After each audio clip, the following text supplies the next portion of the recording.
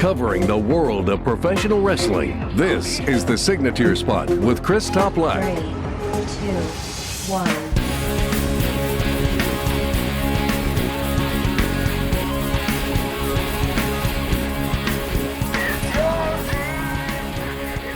Thank you very much for tuning into the latest episode of the Signature Spot with Chris Toplack. As always, I greatly appreciate your ongoing support. Hope you had a fantastic Halloween. Last year, I underestimated the amount of kids that came by, didn't purchase enough candy because I was way too generous. I was giving out like 5, 6 pieces of chocolate at a time. This year, totally overcompensated. I have like 2 bowls, big bowls, worth of chocolate sitting around. So after this, I'm probably going to go get my sugar rush and get that sweet tooth fix. Now, speaking of Halloween, have you ever dressed up as a wrestler for Halloween? I haven't. I've been the Riddler. I've been Forrest Gump. Most recently, a throwback to the 80s. Wig, sunglasses, the bright fluorescent jacket, the zebra tights. You can actually see the photos on my social media accounts. That's Instagram, Twitter, and of course my Facebook fan page for the Signature Spot. I should have actually challenged folks to a horrible breakdance battle. Could have thrown down the cardboard. Chose not to. Want to keep my ankles intact.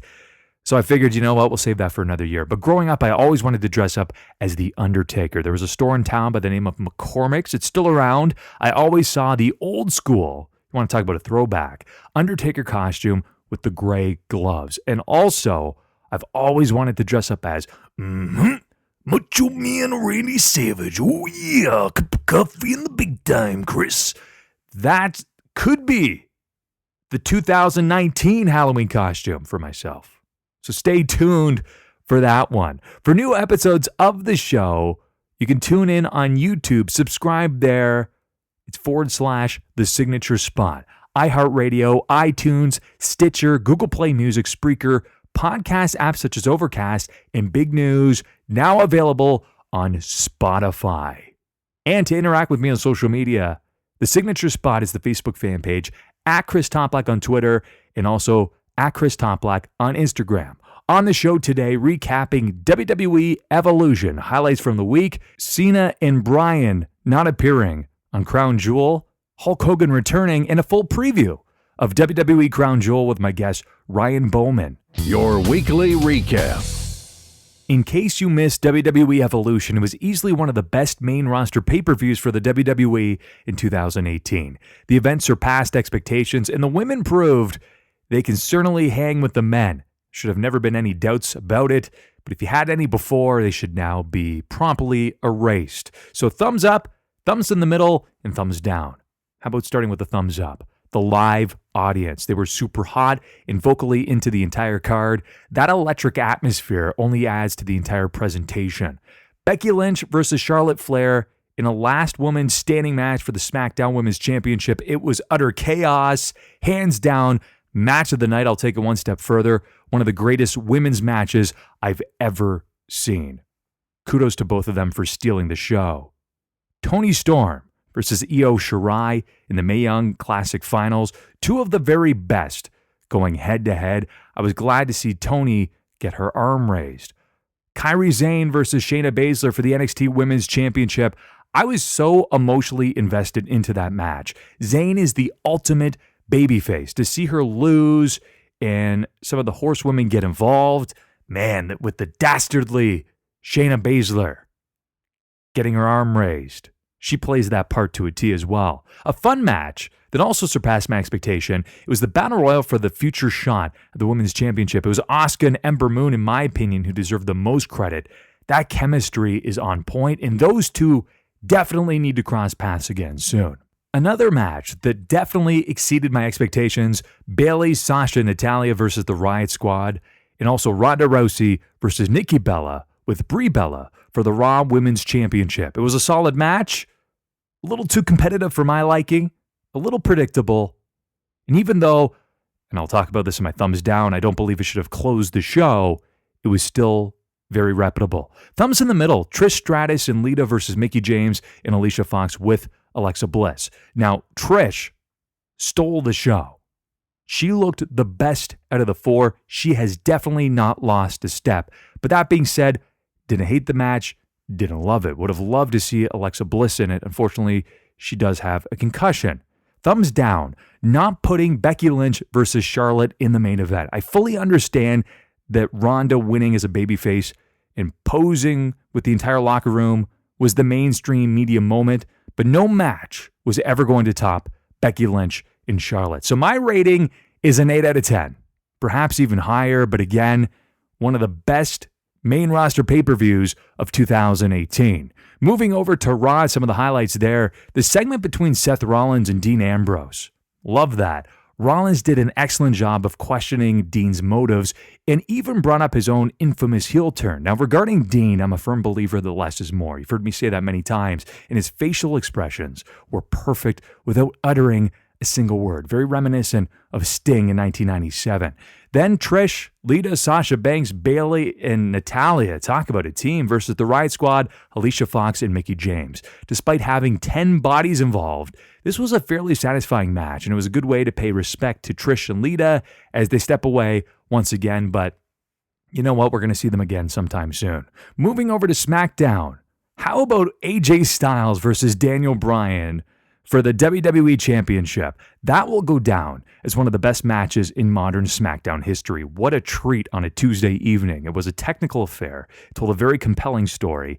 And given Daniel's removal from Crown Jewel, which is a spoiler, I'll talk about that in the news and the rumors portion of this show, the finish made sense with AJ forcing him to tap out with the calf crusher. Now he's nursing a bit of an injury. I loved the straightforward promo courtesy of Becky Lynch. She's arguably the hottest act in the company at the moment. It feels like the first legitimate threat Ronda Rousey will face since transitioning into the world of pro wrestling. Now, here is something that was a bit odd that stood out to me. Shane McMahon, this quote in particular, "Whoever makes it to the finals and loses to Raw will not have a home on SmackDown Live." Well, if that's the case, I would just purposely lose in the first round and secure my job. Moving over to NXT, how about Matt Riddle's debut? Bro. Again, I was there for these tapings. The reaction was electric. Danny Burch, Oney Lorcan versus Raul Mendoza and Humberto Carrillo. Probably butchered that name, but Carrillo, he stole the show.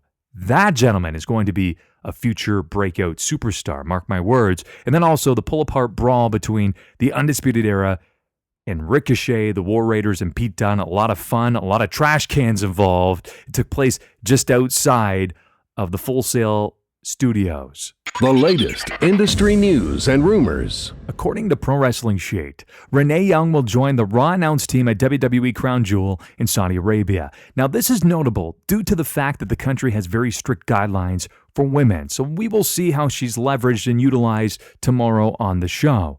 Stephanie McMahon, in speaking with Sky Sports, said the following about the show in Saudi Arabia. Moving forward with Crown Jewel in Saudi Arabia was an incredibly tough decision, given that heinous act, but at the end of the day, it is a business decision. And like other American companies, we decided that we're going to move forward with the event and deliver Crown Jewel for all of our fans in Saudi Arabia and around the world. Now, again, whether you agree or disagree, I mentioned this a few weeks ago, this was going to be strictly a business decision.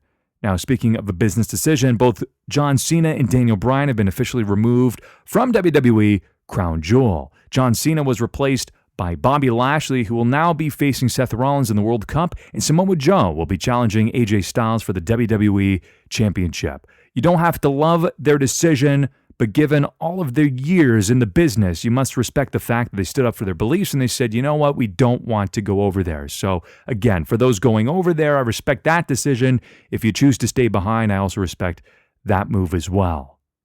Now, somebody going over to Saudi Arabia, a bit of a surprise, is Hulk Hogan. He's been advertised for Crown Jewel. In fact, he was added to the list of advertised talent on WWE.com. It was very quietly. And then furthermore, it was confirmed by Pro Wrestling Sheet that Hulk Hogan will be at Crown Jewel as the host of the event. So they're going all in here. WWE announced yesterday the tickets to WrestleMania 35 at MetLife Stadium will be available on Friday, November the 16th, starting at 10 a.m. in the East. Ticket prices range from $35 to 1,000. Are you going to make the trip? I've been debating it. You might see me there. Ronda Rousey topped the PWI Women's 100. So the evaluation period for the Women's 100 is from October 1st, 2017 to September 30th, 2018. So number 1, Ronda Rousey. Number 2, Alexa Bliss. Number 3, Charlotte Flair. 4, Io Shirai. And 5, Asuka. Oddly enough, this was a bit of a surprise. Becky Lynch didn't even crack the top 10. At Evolve 114, we saw new Evolve Tag Champions, the Street Profits, and also Fabian Eichner secured the Evolve Championship in an open challenge. Now, most notably, those talents also appear on WWE NXT, but due to the fact that it's just a 1-hour show on a weekly basis, it's nice to see that there's a bit of a talent exchange and the fact that they can earn a living elsewhere too. Up next, I'm joined by syndicated columnist and feature writer. He also happens to be the editor-in-chief of thegorillaposition.com. He's Ryan Boman, and we'll be chatting about WWE Crown Jewel. Our topic of the week. WWE Crown Jewel takes place this coming Friday, November the 2nd, from the King Saud University Stadium in Riyadh, Saudi Arabia. 1 hour will be the kickoff show. That's taking place at 11 o'clock in the East. That's Friday morning, and also the main card at noon. So perhaps over lunch, you can actually check the card out. 11 matches in total. Roman Reigns, John Cena, Daniel Bryan are out, yet Hulk Hogan is in. Ryan, we're in 2018. How did we get here? Hulk Hogan is in officially? He's officially in. He's going to be the host, as reported by Pro Wrestling Sheet, of this show. That's insane. The Saudis have just pretty much thrown political correctness completely out the window with their actions in the last couple weeks. Yeah, so I was a little bit surprised by this, and it was very quietly announced on the WWE.com website, but now they made it pretty well known that he will be there, and not only that, he's going to be the face and the voice of the event. Well, so, I mean, pretty much you have to ask yourself, which is worse, Hulk Hogan or murder? Oh, man. Wow, you don't pull any punches, do you? No, I'm just asking. I mean, honestly, this was some breaking news, obviously, because I had heard a lot of the jibber jabber about Hogan being a part of the card. But, I mean, at this point, you have to be thinking that there is absolutely no apologies for what they're going to do in Saudi Arabia on Friday. I mean, it's not. We've got Hogan back. We're going to be in this very volatile situation in a very volatile country in a volatile part of the world, and now, I mean, it's basically, this is our event, and we're just going to do what we want to do, and I have no problem with that. I understand it's a very corporate move what they're doing, but I mean, wow, I mean, they're not pulling any punches. We are WWE, and we are so big we can do what we want to do. Dare I take a phrase from some indie wrestlers that had one of the most successful shows over the past 10 years? They are all in at this point. Yeah, and I mean, really, and you and I have discussed this a little bit, and we've all sort of, amongst the internet wrestling community, talked about it. They stand to lose more by backing out than they do by, as using the phrase you just did, by going all in. I mean, they're going to take a short-term PR hit. It looks really bad. Their stockholders might be a little bit upset, but at the end of the day, their bottom line, they're going to be in the black for 2018, and they're going to be in the black in 2019 and beyond. Their stock prices have reached an extremely high level for a reason. So apparently their management knows what they're doing, even with the Hulk Hogan announcement, which to me seems like another black eye on their PR. They're going forward, and hey, I mean, you got to credit them for courage, if not smarts. Exactly. And they have about 78 million reasons to care about this particular event. At least that's what I've been hearing. So, first match, Cruiserweight Championship. It is Buddy Murphy, the champion, taking on the former champ, Cedric Alexander. Now, Alexander is basically due to have this rematch. If you recall, he dropped the title to Murphy. That was at Super Showdown in his home country of Australia. Who takes this match, Ryan? Is it going to be Buddy Murphy retaining or Cedric Alexander? I like Buddy Murphy, but I think Cedric Alexander is the guy that the company has faith in that division. I think that the title win down under was for, again, PR purposes, and I think we get a two-time champion. There you go. I actually feel that Buddy Murphy will retain, but I love the logic that you actually just put forward there. I could see Cedric Alexander winning because he is more, I think, prominently positioned as the future, but I have Buddy Murphy retaining. Now we move on to a bit of a bigger one. It's a little bit convoluted because there's many matches involved with this. I noted that there's 11 matches in total.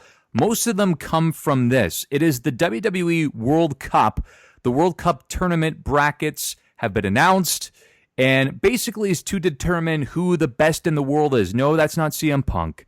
No, that's not Chris Jericho. It will be one of these men. So what I want to do is get your thoughts on this and kind of kick it off in different areas. So let's start with Raw. We have Seth Rollins versus Bobby Lashley in the quarterfinals. Who takes that match? Is it the Architect, or is it now the freshly turned heel Bobby Lashley? Knowing that we were going to talk today, I sat down and filled out my brackets for this entire, it looks like 8-man. Yeah. Configured. We've had a few mismatched. I mean, we've had a little shake and bake with the last couple of days with this actual tournament. But I'm looking at the Raw side. I'm looking at the SmackDown side. I'm taking my strong favorite on the Raw side is Seth Rollins, so I'm taking Seth beat Bobby Lashley. There you go. Now, how about Kurt Angle making his long-awaited return versus the show-off Dolph Ziggler? Who takes that one? An absolute classic, and I think Ziggler prevails over Angle. Wow. Do you think that's going to be clean, or are we going to see Drew McIntyre have his handprint on that match? I'm not really sure the outcome, but I just feel like I think that what they'll do is try to have some sort of classic showdown between the two of them so that Angle has his opportunity to really show what he can do on that stage. But I think that they're setting up for Ziggler and Rollins. There you go. So let's move over to the other quarterfinals, this time representing SmackDown. Very interesting matchup here. You have Jeff Hardy versus The Miz. I think we're going to get Jeff Hardy prevailing over The Miz. They did a credible promo for Hardy on SmackDown where he kind of sort of has revealed that he's morphing into this new character even more. I think Hardy is going to prevail over The Miz. I think we're going for pure wrestling and kind of some show-stopping matches over in Saudi Arabia. That's why I'm setting up the semifinals and the finals. I dig it. Rey Mysterio versus the Viper Randy Orton. I mean, those two have a history and they also have chemistry. I'm going to take Rey Mysterio. There you go. So now, according to you, we are in the semifinals with Rollins versus Ziggler, and then we have Hardy versus Mysterio. There you go. That's a good one. So there you are in the semifinals. Who wins that to head to the finals representing Raw and SmackDown? See, now, this is where we go into the terms where I go from predictions to what I'd like to see. I would love to see Rey Mysterio against Seth Rollins in the finals, and Seth Rollins go over and win it all. That would be the ideal choice, especially as you were building the future of the company. I think Seth Rollins would be an excellent choice for that. Now, I'm going to give you my breakdown. I'm going to run through it very quickly, and I'm not necessarily going by what I want to happen because I would want Seth Rollins to win, but I'm going to go with what I think is going to happen, especially because they're probably going to dictate what they want to see. So this is what I'm going to predict.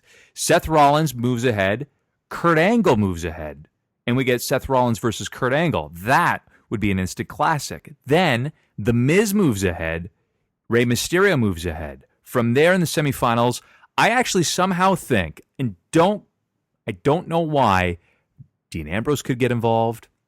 Perhaps Baron Corbin could get involved. But I think Kurt Angle is going to move ahead. And then Rey Mysterio is going to move ahead. And the only reason why I predict that is based on the fact that they paid a lot of money for this card.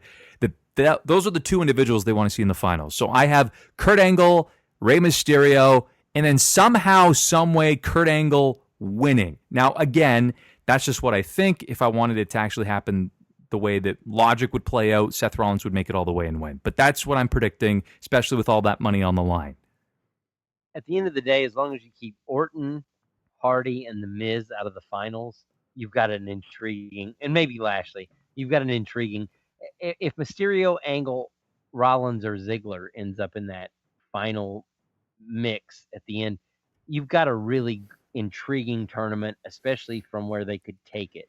You know, if Rollins would win this tournament and from that take that momentum going forward to fill that spot that Roman Reigns left behind, that might be the only takeaway from this as far as storyline is concerned. But if they just want to do a one-off, then I think it's Kurt Angle. Just winning the tournament. If we do it like they did with Strowman with the with the Royal Rumble, I think it'll be the same type of situation where he gets to lost the trophy at the end, and that's it. We never talk about it again. Exactly. That's why I have Kurt Angle winning. Now, actually, a quick note. If Seth Rollins gets his arm raised, that means that he is the World Cup champion. He's currently the Raw Tag Team champion, although a volatile relationship with Dean Ambrose, and then the Intercontinental champion on top of that, too. So if he were to win, that's like a clean sweep there.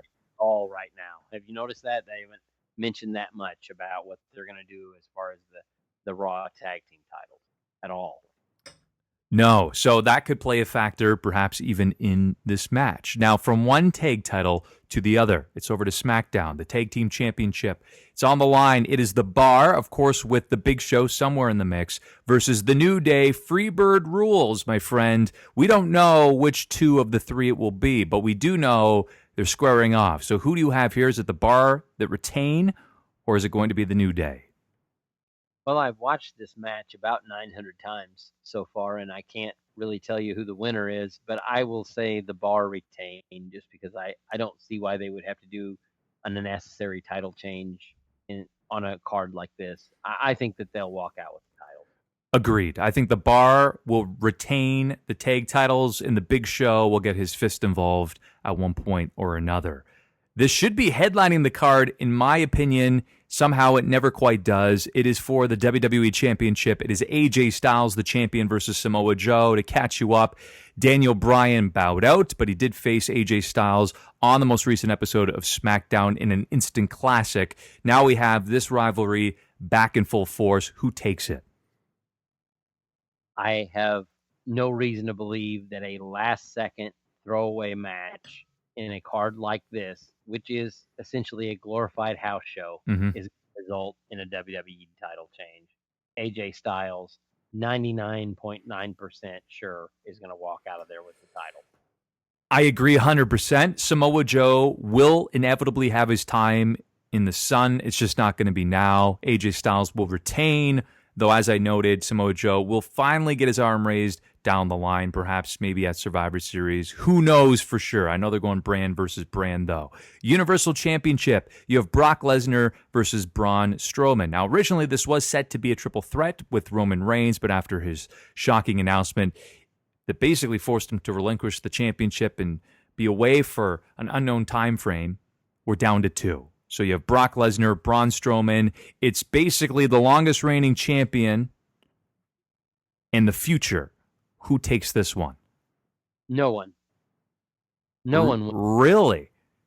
And we go to Survivor Series for the WWE Universal title 20 years after The Rock went to Survivor Series and won the tournament to win the WWE Championship. Interesting line of thinking. That's kind of out of the box, but I could actually see them delaying that until one of the big four pay-per-views. So that actually does make a lot of sense. I believe they will play off of that, the 20 years later thing. That was actually in St. Louis, which is close to where I grew up, and I was there the night that happened, the 98 Survivor Series where The Rock joined the corporation and became the corporate champion.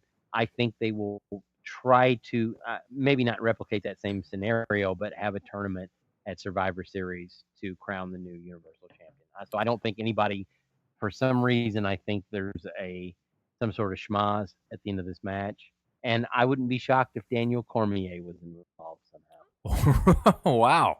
Well, he is going to apparently have a WWE tryout to be an announcer. And for MMA fans, it seems as though he's rumored to face Brock Lesnar following his matchup at 230. That's UFC 230 against Derek Lewis in New York. So that's what you have. I actually have Braun Strowman to become the new Universal Champion. I think they might pull the trigger finally. So, main event time.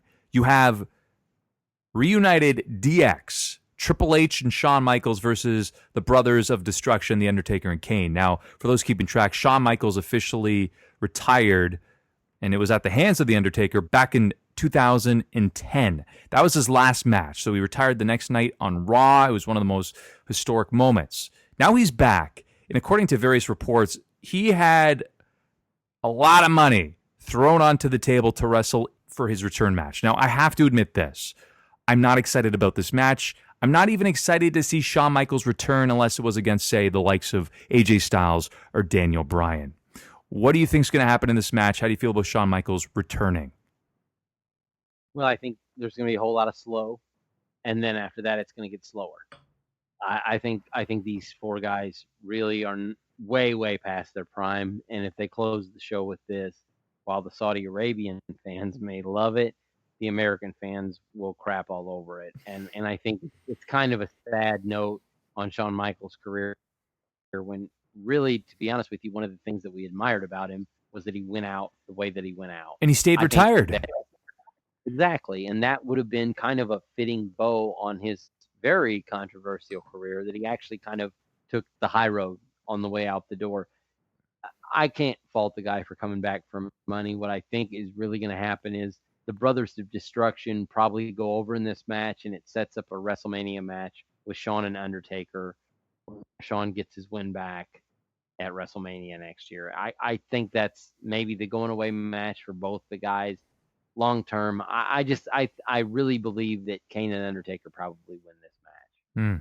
I'm actually on the opposite side of the fence. I feel that Triple H and Shawn Michaels will get the win, and that's how they set up a potential matchup between Shawn Michaels and The Undertaker at WrestleMania 35. Either way, it's sort of a match that I kind of hang my head about when I talk about it, because it's one of those things that I never thought in 2018 and I don't mean this as a shot at any of the guys involved in this match. It's just really sad that they're probably going to close out the show with a bunch of guys that are going to be getting their AARP card pretty soon. I mean, this is really, if this is a major wrestling pay-per-view, we're closing it out with guys that are hovering in their 50s and 60s. And that's kind of a sad state of where WWE is right now. It is. I think it would be a much more picturesque moment if you had, say, Braun Strowman reigning supreme, holding the Universal Championship high over his head to close out the pay-per-view. To me, that would be far more logical. Or better yet, the best guy in the business today, the best performer night in and night out. How about AJ Styles headline a card for once? I mean, this guy is the best all-around performer they have in the ring, and he never gets to headline a card. Saudi Arabia on Friday would be a great place to let a guy that everybody in the wrestling business can get behind finish out the show, raise the title up, and then you go home and send everybody happy. That's wholeheartedly agree. I think you've heard me speak about AJ Styles at length, but he's been my favorite pro wrestling personality for, I would dare say, about the past 12 to 13 years. So I would love to see him finally get his time in the sun. Long overdue, but he's probably going to be about number 3 or 4 on the card in terms of either closing or opening, which is just bizarre to me.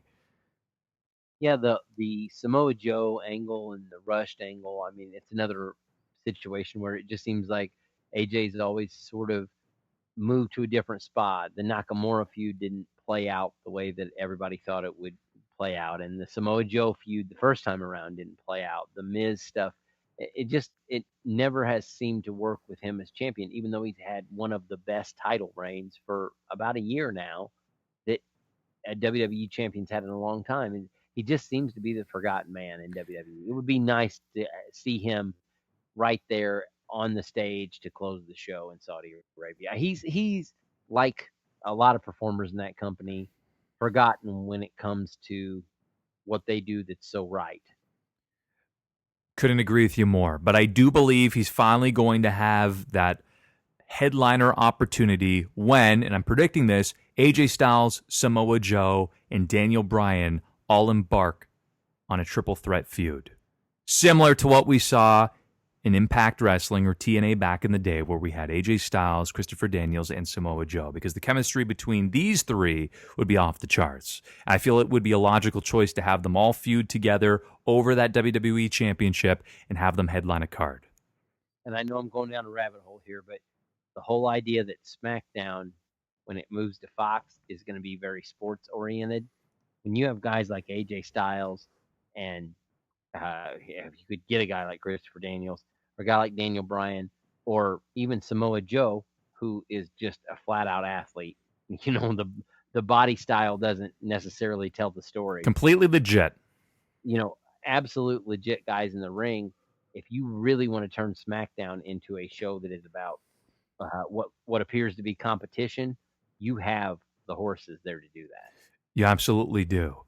WWE Crown Jewel takes place again this coming Friday. That's November the 2nd. You can watch it live on the WWE Network, or if you have to be at work, you can come home and you can watch it later on in the evening. Again, kickoff show 11 in the East, main card 12 in the East. Ryan, always a pleasure to chat with you. Thank you for joining me here on the Signature Spot. You're listening to the Signature Spot with Chris Toplack. Thanks again to Ryan Boman for joining me on the program. He is the editor-in-chief of thegorillaposition.com. They've been a big supporter of this show, so go support them. thegorillaposition.com for some very articulate and well-written articles.